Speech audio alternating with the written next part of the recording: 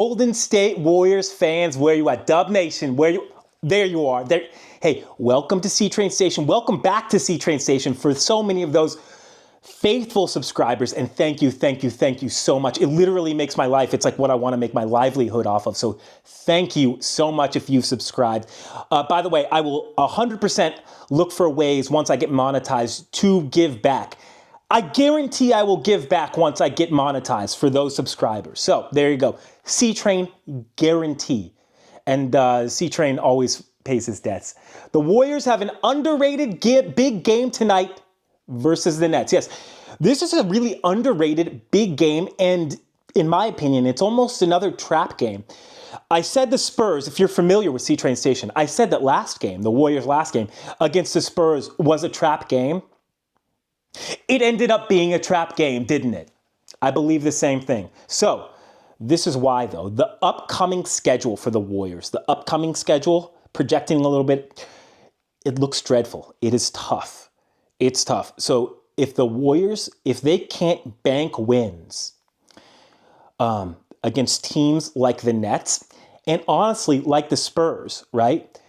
They're going to have an incredibly difficult time in the absolutely insanely competitive Western Conference. In a Western Conference that's quite frankly so competitive that Adam Silver, the NBA commission, the league commissioner, is thinking about just having the playoffs be overall seeding, not Eastern Conference and Western Conference. That's how intense it is. Who wants it tonight? Who wants it? After a letdown with Steph on the bench, against the Spurs, the Warriors, they put Steph on the bench end of the third quarter, up 17.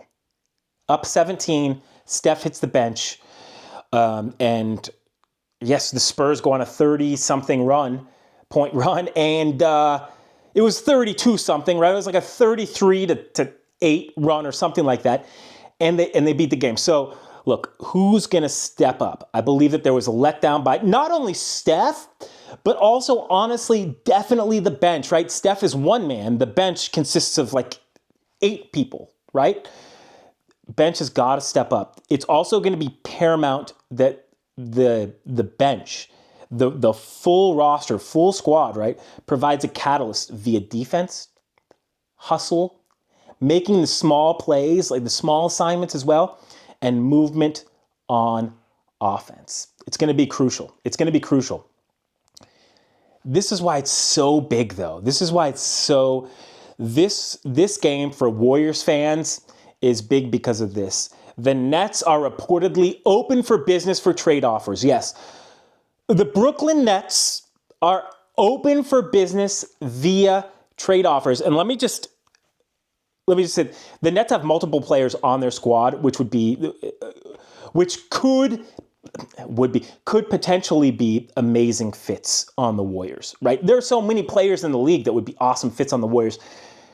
However, the Brooklyn Nets have a considerable amount of them. Derek Schroader, Cam Johnson, Cam Thomas, Nic Claxton, and also Dorian Finney-Smith. And to another extent, honestly, Ben Simmons, although he's got just that huge salary, right?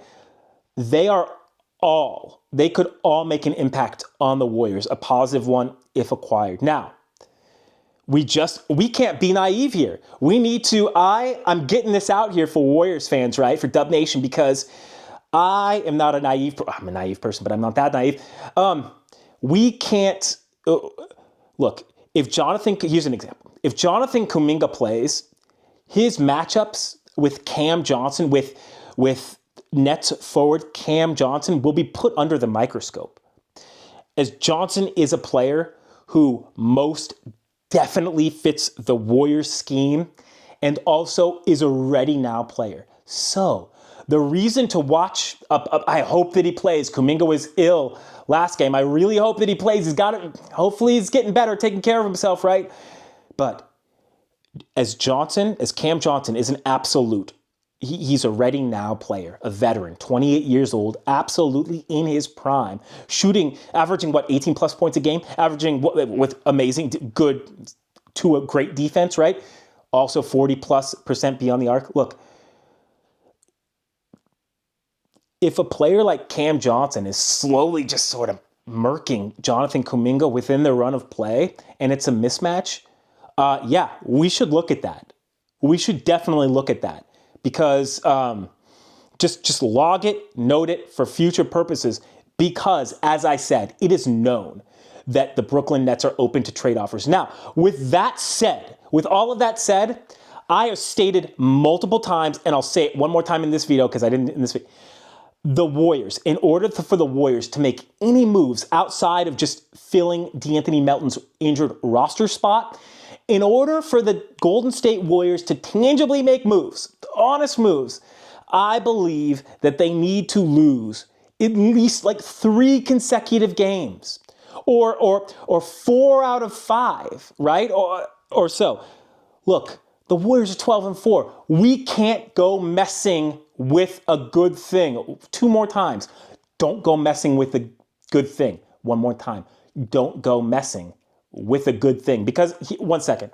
For the people that I criticized Jonathan Kuminga 2 games ago. A lot of people are criticizing Brandon Pajensky just because he hasn't been playing amazing as of late. Stop. Cool. During the Spurs loss, Steph Curry didn't have a good game either. We're going to trade him? Wait. Steph and Curry didn't play well against the Spurs. What are you going to do about it? What are you going to do about it? You going to trade him too? He's going to, is Ixnay on him? No. You don't do that. So we have to listen. I absolutely do not have patience as a human being. You've seen how many trade offers I do. And I'm telling you, as an impatient man, we have to have patience with this team. And also, in order to make a move, the Warriors must prove to us that a move must be made. That proof, that claim, can absolutely be had within 3 straight losses, 4 straight losses out of 5. Really getting dumped on, right? That hasn't happened, not even close to happening. The Warriors are actually like one of the best teams in the league. Don't make a move when there's no issue. Don't create an issue where there isn't an issue. So it's like the Warriors are small. That was one of my issues. It isn't. It's one of my. Got it. So the Warriors are small. Cool. They're out rebounding. They're defending at the rim. They're getting points at the basket. Okay. Nice. So it's not a problem right now. If the Warriors being small becomes an issue, a real problem with results that are indicative of a problem, of an issue, then we react. Then we act. Big game tonight. Looking forward to it for all involved. Hey, of course, we got some really good things. We got an awesome community here at C-Train Station. Some really good interactions in the comments. Please, if you're not a subscriber, please at least consider subscribing and watch it. While you consider subscribing, think about this. Your click on a button, even if you ignore the actual videos, it will actually eventually get me paid for the thing that I've always wanted to do, that I love, that I give effort doing, which is talking to y'all about sports. So thank you so much, those who subscribe, those who like, those who comment, those who view. Thank you, thank you, thank you. And of course, for your Golden State Warriors content and more, Giants, Niners, right? I'll see you at C-Train Station. Have a good one.